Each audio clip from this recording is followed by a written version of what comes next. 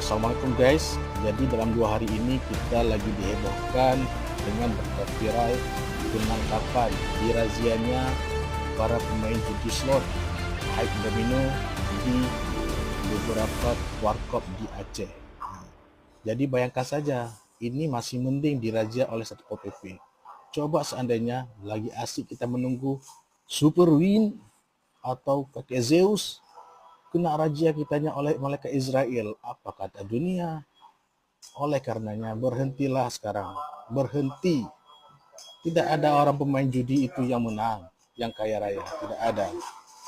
Oke guys, memang ada pepatah yang mengatakan bahwa ada 3 orang yang tidak dapat kita nasihati. Yang pertama orang yang sedang marah, yang kedua orang yang sedang jatuh cinta, dan ketiga ialah pemain judi slot.